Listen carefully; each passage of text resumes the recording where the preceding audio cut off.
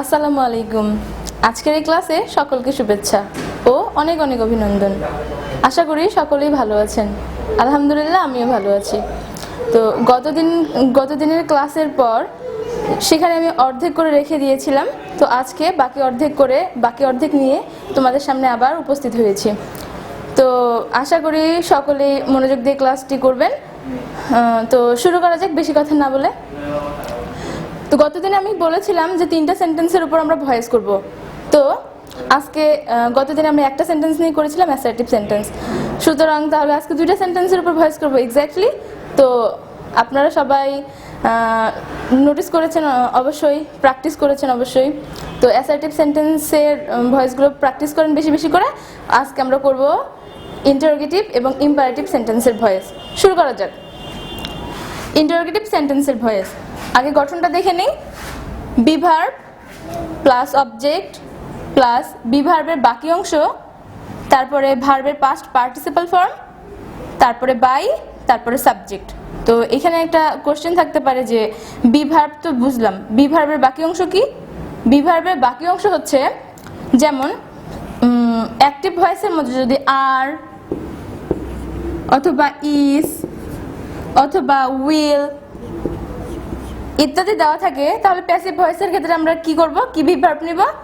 আর এর সাথে যুক্ত হবে একটা বিং, ইস এর সাথে যুক্ত হবে একটা বিং, উইলের সাথে যুক্ত হবে একটা বি। তো এটা হচ্ছে বি ভার্বের প্রথম অংশ, এটা হচ্ছে বি ভার্বের পরের অংশ। এটা প্রথম অংশ, এটা পরের অংশ। তাহলে এই বি ভার্বটা হচ্ছে বি ভার্বের প্রথম অংশটা। আর অবজেক্টকে সাবজেক্ট করার পর বি ভার্বের যে বাকি অংশটা সেটা আমরা বসিয়ে দেব। তারপরে ভার্বের পাস্ট পার্টিসিপাল ফর্ম, এটা আমরা সম্পর্কে পরিচিত। তারপরে বাই, তারপরে সাবজেক্টকে অবজেক্ট করব। তো একটা উদাহরণ করে আগে বুঝে নিই।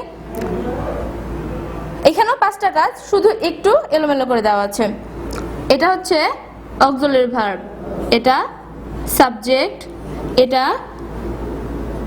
প্রিন্সিপাল ভার্ব, আর এটা পুরোটাই অবজেক্ট। তাহলে প্রথমে আমরা এখানে কি করার কথা বলা আছে? Be verb. তো বি ভার্বটা আমরা কেমন করে বসাবো? আরটা কি বসিয়ে দেব? আর তো আছে। এখন তোমাদের কোশ্চেন থাকতে পারে, ম্যাডাম আপনি তো বলছিলেন যে যেটা দেওয়া থাকবে সেটার সাথে আমরা একটা বিং যুক্ত করে দেব। তো নিউজ পেপারের সাথে কি আর যায় নাকি ইজ যায়? অবশ্যই আমরা সাবজেক্টটাকে ফলো করব। যখন সাবজেক্টটা আসবে সেটাকে আমরা অবশ্যই ফলো করব। যদি এখানে আমরা ইংলিশ নিউজ পেপার নেই তাহলে এটার সাথে ইজ যাবে। প্রথমে তাহলে আমরা ইজ বসিয়ে ফেলি, আর ইজ বিংটা আমরা পরে বসাবো। অবজেক্ট ইংলিশ নিউজ পেপার,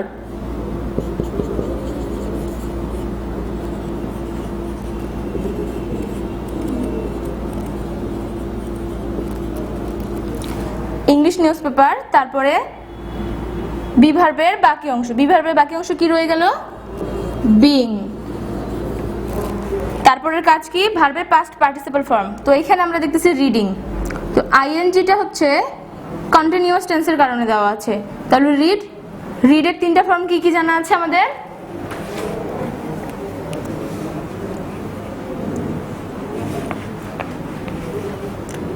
রিডের 3টা ফর্ম হচ্ছে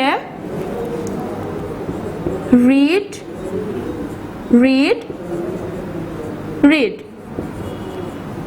তো এটা হচ্ছে প্রেজেন্ট ফর্ম, এটা পাস্ট ফর্ম, এটা পাস্ট পার্টিসিপাল ফর্ম। তাহলে আমরা এখানে কি নিব? রিড। তারপরে বাই, শেষে সাবজেক্টকে অবজেক্ট করব। ইউ এর অবজেক্টিভ ফর্ম কি? জলদি বলে ফেলো। ইউ। গুড। তো এখন আমি কয়েকটা কাজ দিচ্ছি, এগুলো খাতায় নোট করে নাও। আশা করি বুঝা গেছে। আরেকবার বুঝিয়ে দিই। ইন্টারোগেটিভ সেন্টেন্সে গঠনটা হচ্ছে প্রথমে আমরা বি ভার্ব নেব, তারপরে অবজেক্টকে সাবজেক্ট করব, তারপরে বি ভার্বের বাকি অংশটা নিয়ে নেব, তারপরে মূল ভার্বের পাস্ট পার্টিসিপাল ফর্ম নেব, তারপরে বাই, তারপরে সাবজেক্ট। এখন কয়েকটা উদাহরণ দেব। বলা যেতে পারে এটা বাসার কাজ, এটা নিজেদেরকেই করতে হবে। এটার সলিউশন আমি নেক্সট ক্লাসে দিব।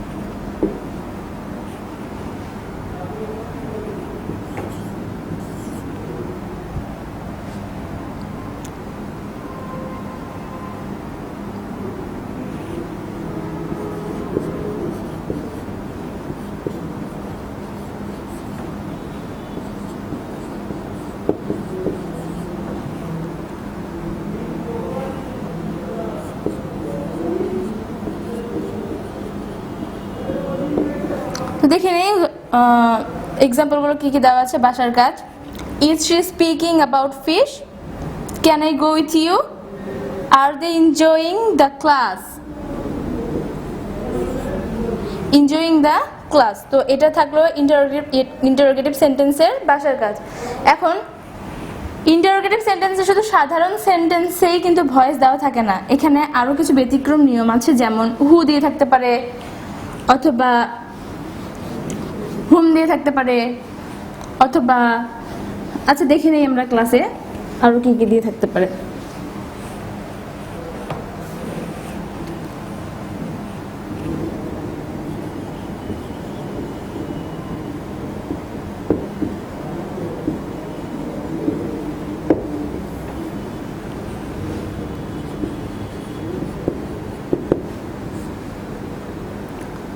হু থাকলে প্রথমেই আমরা নেব বাই হুম। হু দেখলে আর কোনো কথা নাই, নিয়ে নেব বাই হুম। তারপর বি ভার্ব, তারপর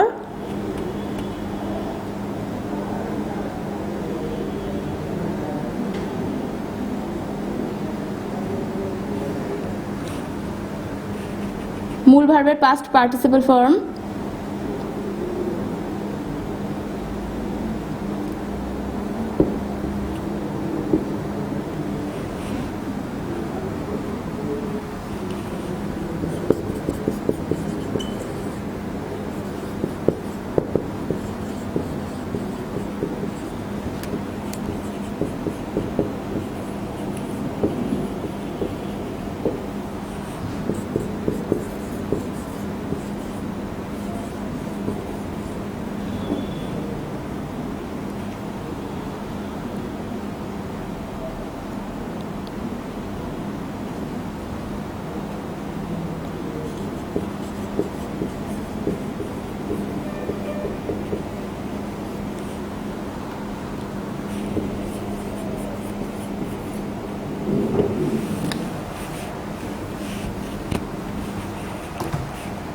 এখানে আগে আমরা অবজেক্টটাকে নেব।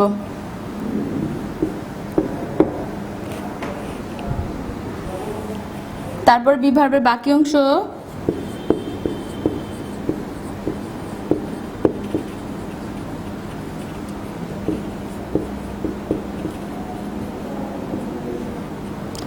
শেষে নেব প্রিন্সিপাল ভার্বের পাস্ট পার্টিসিপল ফর্ম। তো উদাহরণ দেখা যাক। Who is calling you? By whom are you being called? প্রথমে নেব হু এর পরিবর্তে বাই হুম, তারপরে বি ভার্ব, ইজ আছে, ইউ এর সাথে ইজ যায় না, ইউ এর সাথে আর যায়, তাহলে বাই হুম আর, তারপরে নিয়ে নেব অবজেক্ট ইউ, তারপর বি ভার্বের বাকি অংশ আর বিং, তারপর মূল ভার্বের পাস্ট পার্টিসিপল ফর্ম। আমাদের মূল ভার্ব আছে কলিং, তো এটা নেব কল্ড। ওকে, করব ইম্পারেটিভ সেন্টেন্সের ভয়েস। গত ক্লাসে করলাম অ্যাসার্টিভ, ইন্টারোগেটিভ, এবার ইম্পারেটিভ। ইম্পারেটিভ সহজভাবে বুঝলেই সমাধান। সবথেকে সহজ এটাই, ইম্পারেটিভ সেন্টেন্সের ভয়েস। তো ইম্পারেটিভ সেন্টেন্স আমরা চিনব কিভাবে? প্রথমে আমাদেরকে সেন্টেন্স চিনতে হবে, তারপরে আমাদের ভয়েস করতে হবে। এখন আমরা যদি রুলসগুলো ভালোভাবে মুখস্থ করছি, সহজভাবে বুঝছি, ঠিক আছে, কিন্তু আমরা যদি সেন্টেন্সটা না চিনতে পারি, অ্যাসার্টিভের ক্ষেত্রে আমরা ইন্টারোগেটিভের রুলস অ্যাপ্লাই করছি, আবার ইন্টারোগেটিভের ক্ষেত্রে আমরা ইম্পারেটিভ সেন্টেন্সের রুলস অ্যাপ্লাই করছি, তাহলে কিন্তু হবে না। আমাদেরকে আগে সেন্টেন্সটা চিনতে হবে। যেমন অ্যাসার্টিভ সেন্টেন্স আমরা কিভাবে চিনবো? সাবজেক্ট দিয়ে শুরু হবে এবং ফুল স্টপ দিয়ে শেষ হবে। দ্যাট মিনস একটা অবজেক্ট থাকবে অথবা এক্সটেনশনও থাকতে পারে, তো আমরা ফুল স্টপটার উপরে ফোকাস করব। আর ইন্টারোগেটিভ সেন্টেন্সের ক্ষেত্রে আমরা দুটো জিনিস লক্ষ্য করব। একটা হচ্ছে WH ওয়ার্ডস দ্বারা সেন্টেন্সটি শুরু হবে এবং শেষ হবে একটা কোয়েশ্চেন মার্ক দিয়ে। আরও একভাবে থাকতে পারে, যেমন অক্সিলারি ভার্ব দিয়ে শুরু হবে এবং শেষ হবে কোয়েশ্চেন মার্কস দিয়ে। তাহলে আমরা ইম্পারেটিভ সেন্টেন্স কিভাবে চিনব? ইম্পারেটিভ সেন্টেন্স চিনব ভার্ব দিয়ে শুরু হবে, এখানে কোনো সাবজেক্ট থাকবে না, মেইন ভার্ব, মূল ভার্ব দিয়ে শুরু হবে এবং ফুল স্টপ দিয়ে শেষ হবে। তাহলে দেখে নেই ইম্পারেটিভ সেন্টেন্সের ক্ষেত্রে আমরা কয়ভাবে ভয়েসটাকে সমাধান করতে পারি। প্রথমে থাকবে একটা সাধারণ বাক্য, যেমন ডু দ্য ওয়ার্ক, এরকম যদি থাকে তাহলে আমরা কি করব? প্রথমে একটা লেট নিব, তারপরে অবজেক্টকে নিব, তারপরে বি নিব, তারপরে প্রিন্সিপাল ভার্বের পাস্ট পার্টিসিপল ফর্ম নিব। এখন এই বি কিন্তু বি ভার্ব না, এই বিটাকেই আমরা নেব, বি ই, এই বিটাকেই আমরা নেব, এইটাই হচ্ছে বি ভার্বের কাজ করবে। এক্সট্রা ভাবে এটার ভিতরে কি কি আছে সেটা ইউজ করতে হবে না, অনলি আমরা বিটাকে নিব। যেমন এখন ডু দ্য ওয়ার্ক, এটা আমরা কিভাবে করব, আগে আমরা মার্ক দিই কোনটা কি, এটা ভার্ব, এটা অবজেক্ট, মাত্র দুইটা জিনিস আছে, দুইটা জিনিসকে দিয়েই আমরা একটা সম্পূর্ণ ভয়েস করব। প্রথমে আমাদেরকে কি নিতে হবে, লেট নিয়ে নিলাম, লেট, তারপরে আমরা নিব অবজেক্টকে, আমাদের অবজেক্ট কি দেওয়া রয়েছে, দ্য ওয়ার্ক,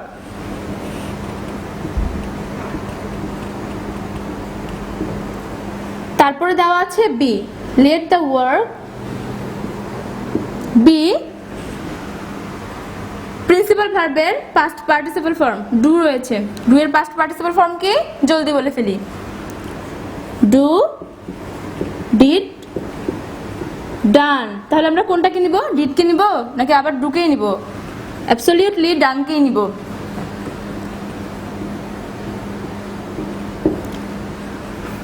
আরেকবার দেখি বোঝা গেল কিনা, প্রথমে লেটকে নিব, তারপর অবজেক্টকে নিব, তারপর বি ভার্ব বিকে নিব, বি ভার্ব হিসেবে বিকে নিব, তারপরে মূল ভার্বের পাস্ট পার্টিসিপল ফর্মকে নেব। পরেরটাতে চলে যাই, পরেরটার একটু ভিন্নতাটা আমাদের দেখতে হবে। যেমন সেন্টেন্সটি প্রথমে এটা যেটা করলাম সেটা হচ্ছে পজিটিভ সেন্টেন্স, পরে যেটা এখন করবো এটা নেগেটিভ সেন্টেন্স।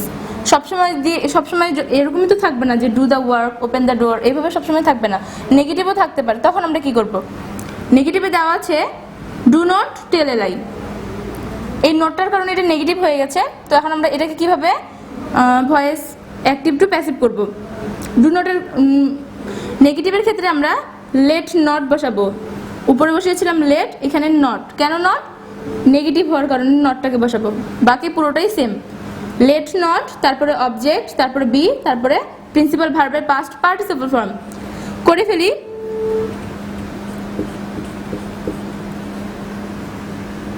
ডু নটের এখানে আমরা প্রথমে লেট নোট নেব, তারপরে অবজেক্ট, এখানে অবজেক্ট কোনটা, লাই,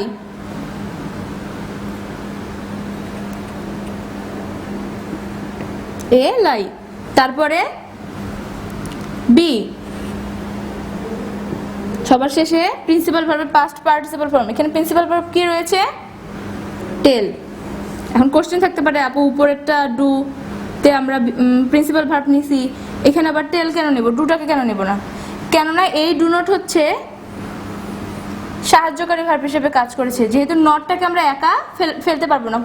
আমরা সবসময় নোটিস করবো যে আমরা নটকে কখনো একা ইউজ করতে পারবো না, সেটার সাথে অবশ্যই আমাদেরকে একটা ডু অথবা ডাজ, ডিড ইউজ করতে হবে। ডিড কেন ইউজ করবো না এখানে, কেননা এখানে হচ্ছে এটা প্রেজেন্ট সেন্টেন্স, তাই আমরা ডু ইউজ করছি এখানে। তাহলে এখানে আমরা টোল্ড নিব।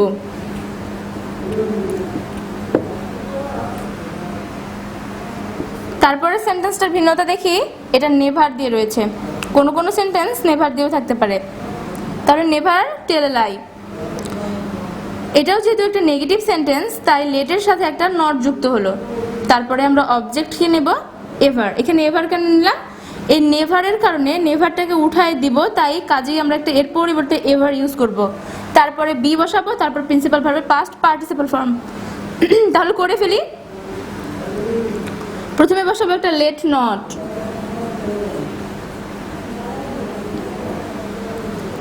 তারপরে অবজেক্ট, এখানে অবজেক্ট কি রয়েছে, এগেইন আ লাই, তারপরে এভার,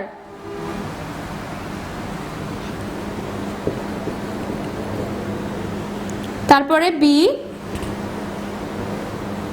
তারপরে প্রিন্সিপাল ভার্বের পাস্ট পার্টিসিপল ফর্ম টোল্ড। ভালোভাবে মনে রাখার জন্য আমরা এই পাশে লিখে রাখতে পারি যে কোনটা কোন সেন্টেন্সের নিয়ম। এটা নেগেটিভ, এটা পজিটিভ, এটা নেগেটিভ,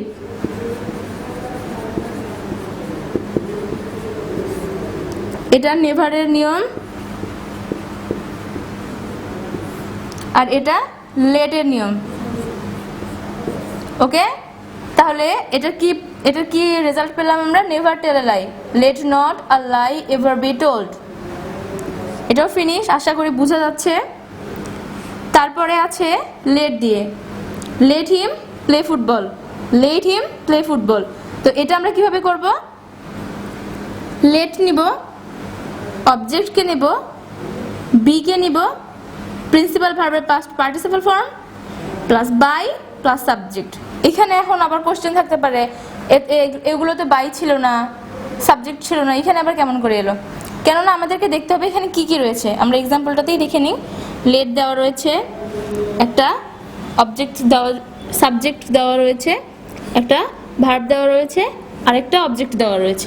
যেহেতু উপরেরগুলোতে আমরা কোনো সাবজেক্ট পাইনি, তাই আমরা কাজেই বাই দ্বারা সাবজেক্টগুলো ইউজ করতে পারিনি। এখানে দেওয়া রয়েছে, এখানে ইউজ করতে হবে। প্রথমে আমরা নিয়ে নেব লেট, তারপরে অবজেক্ট। কোন অবজেক্টটাকে নিব? কোশ্চেন থাকতে পারে না, এই যে অবজেক্ট। অনেক নিচে হয়ে গেছে, তো এটার সমাধানটা উপরে দিয়ে দিচ্ছি। লেট হিম প্লে ফুটবল এর অ্যাক্টিভ টু প্যাসিভের নিয়ম। প্রথমে আমরা লেটকে নিব,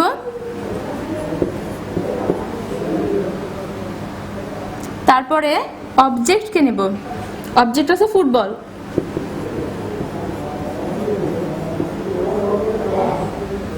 তারপরে রয়েছে বি, তারপরে প্রিন্সিপাল ভার্বের পাস্ট পার্টিসিপল ফর্ম। এখানে প্রিন্সিপাল ভার্ব কি দেওয়া রয়েছে? প্লে। প্লে এর পাস্ট পার্টিসিপল ফর্ম কি? Play, plate, plate. তাহলে এখানে আমরা কি নেব? প্লেট। তারপরে নিব বাই, তারপরে সাবজেক্ট, সাবজেক্ট রয়েছে হিম, এটাকে অবজেক্টিভ করা রয়েছে, সুতরাং আমাদেরকে আর করতে হবে না। Let football be played by him. হয়ে গেল আমাদের ইম্পারেটিভ সেন্টেন্সের ভয়েস। তো এখন সারসংক্ষেপে বলতে গেলে যে আমাদের 3টা সেন্টেন্সের ভয়েস সম্পূর্ণ হয়ে গেল। আর খুব সহজে, অনেক সহজে, এটা কোনো রুলস মুখস্থ করতে হবে না, কোনো কষ্ট করতে হবে না, শুধু একবার করে এটা মনে রাখলেই হবে। কেননা এটাতে না বিভার্ব মুখস্থ করতে হবে, না প্রিন্সিপাল ভার্বগুলো মুখস্থ করতে হবে, কিছু মুখস্থ করতে হবে না, শুধু একবার করে দেখে নিতে হবে। কেননা বিভার্বগুলো আমরা দেখলেই বুঝতে পারবো কোনটার বিভার্ব কি। এখন আমি ইম্পারেটিভ সেন্টেন্সের কিছু বাসার কাজ দিয়ে দিই।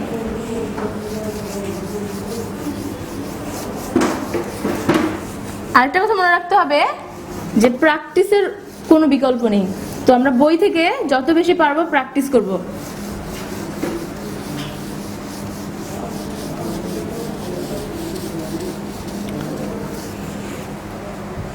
খাতা কলম বের করে লিখে ফেলি ইম্পারেটিভ সেন্টেন্সের কিছু বাসার কাজ ভয়েসের।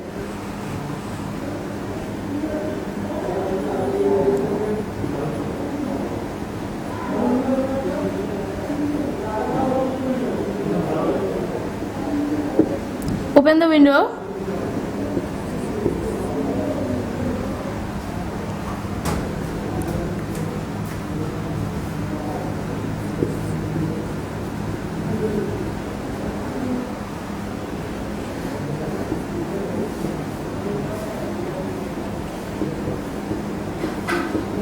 Drink the juice.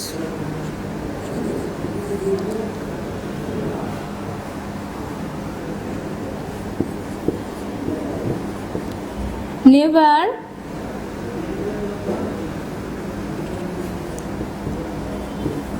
misbehave with others.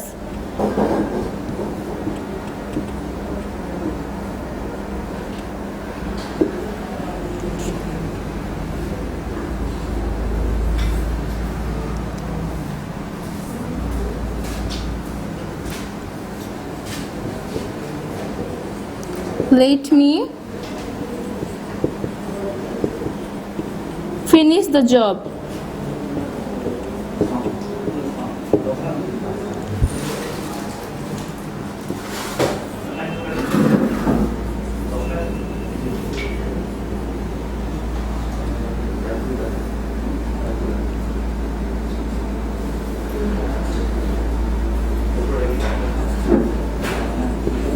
Do not speak loud. তো আশা করি সবাই এগুলো তুলে নিয়েছেন, আর নেক্সট ক্লাসের আগে এটা করার চেষ্টা করবেন এবং বই থেকে যত বেশি সম্ভব সবাই অনেক অনেক অনেক প্র্যাকটিস করবেন, কেননা প্র্যাকটিস মেক্স ম্যান পারফেক্ট।